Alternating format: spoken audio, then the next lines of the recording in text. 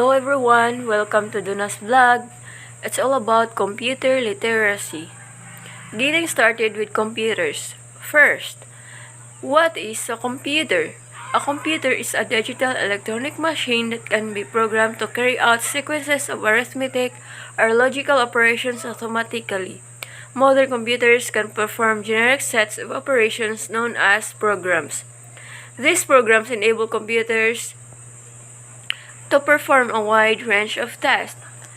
So, computer comes with the programs that you input information into them, and it gives you a desired function that work out through a system, or you just have a memory, a central processing unit, and these work together to give you the operation that you look at right now. And if you're trying to learn how to work it together, so computer literacy comes with the operations or programs that includes Microsoft software and hardware or other sets of operations that can be found in a computer. So alright, let's moving on. There's a lot you can do with a computer, but if you're just getting started, it can seem pretty daunting. Luckily, computers have gotten simpler over the years, which means you don't need to be a technology genius to learn your way around a PC or Mac.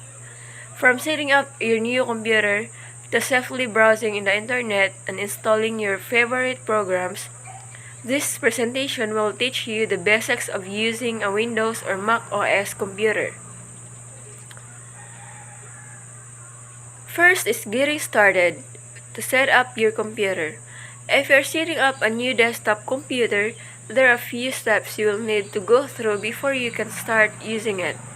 After finding a place near your desk to put the tower, you will need to connect your monitor, keyboard, and mouse, as well as plug the tower into a power source. These are the only things required to be connected to the computer in order to use it. You can add more peripherals and accessories later. If you're using a new laptop, you will have significantly less to set up. Plug your laptop into a power source to ensure that it is charged, and then press the power button to turn it on. Another is create an account. If it's your first time turning on a brand new computer, you'll usually be asked to create an account. This account will hold all of your documents, pictures, downloaded files, and any other files that you create. When creating any type of account, you'll need to come up with a strong password to protect your personal information. Even if you're the only one who will be using the computer, you still want to protect it with a password to prevent hackers and thieves from accessing your data. If you aren't asked to set up a new account, you may already have an account on your computer. If the computer is at your workplace or school, you'll usually be assigned a username and password by your administrator. Contact your work or school IT department to find out which username and password you should be using. Another is getting familiar with the desktop. The desktop is the main work area of your computer. Your desktop appears every time you log into your account and contains icons and shortcuts to your programs and files. The desktop will look and function differently depending on which operating system, such as Windows or Mac OS, you're using. If you're using Windows 10, you'll have a horizontal bar at the bottom of the screen. This is called the taskbar, and it's where you'll find the Windows Start menu, or sometimes just called the Windows menu or Start menu. This icon looks like a flag made of 4 small squares, and it will be at the bottom left corner of the screen. Click this icon to find the applications or apps on your computer. Windows 8 has replaced the Start menu with the Start screen. It functions much the same way, but is fundamentally different in the way it displays information. Another is, if you have a Mac, you'll see a horizontal bar with icons at the bottom center part of the screen. This is called the dock, and it's where you'll find your apps, folders, files, and quick shortcuts to find your apps. Click the launchpad icon on the dock. This looks like a rocket on some Macs and like 9 multicolored squares on others. Also on your Mac is the menu bar, which is the horizontal bar running along the top of your screen. The menu bar is where you will find the controls for the currently active app, as well as the Apple menu, which is represented by an Apple icon. The Apple menu is where you'll find the settings and preferences for your Mac. Next is learn mouse and keyboard basics. The mouse and keyboard are your primary means of interacting with your computer. Take some time to get familiar with how they work and how you can interact with your operating system and programs. Learn how to use a mouse and to navigate. Your mouse allows for pinpoint navigation and control, and is necessary for a wide variety of activities. There are a variety of mouse types and some have more buttons than others. A mouse on a Windows PC usually has two buttons.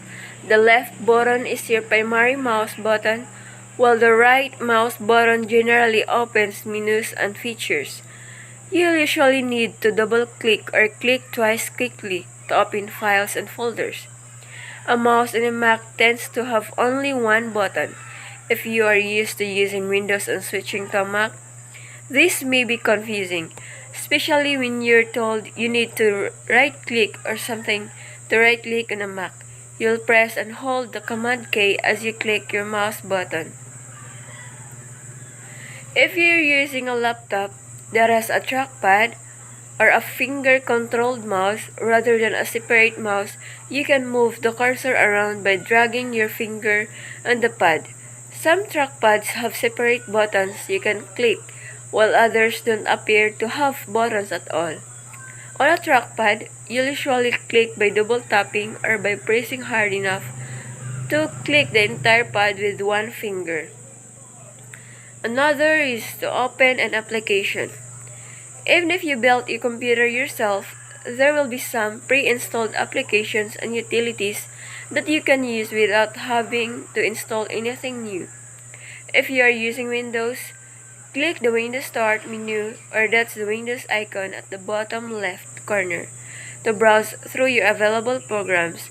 If you're using a Mac, click the Launchpad or the 9 multicolored squares or rocket icon on the top. Next is Find Your Files. Both Windows and Mac OS have special apps you can use to browse, open, and manage your files. When you open your file browser, you'll see your files separated into special folders. These folders have names that describe the types of files inside. For example, your Documents folder is where you'll usually find the files you create in Microsoft Office, Pages, and other apps, while the Pictures or Photos folder is where you'll find your photos. Next is Windows. The Windows file browser is called File Explorer. You can open it by clicking the folder icon on the taskbar or by pressing Windows key plus E on the keyboard. Mac OS. The Mac file browser is called Finder, and you can open it by clicking the two-tone smiley face icon on the left side of the dock. Another is Install your first program. Installing software is a very common task on a computer.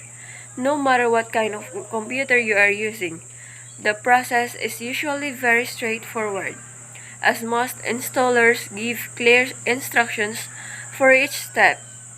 Both Windows and macOS now have their own easy-to-use stores that make it easy to find and install apps with no computer experience at all. Windows. If you're using Windows, you can use the Microsoft Store to browse for and install all types of apps. Some apps are free, while others cost money. You'll find the Microsoft Store in the Windows menu, but You can also open it by typing Store into the search bar and clicking Microsoft Store in the search results. Mac OS. Mac OS has an app called App Store, which allows you to browse, search for, and install free and paid apps.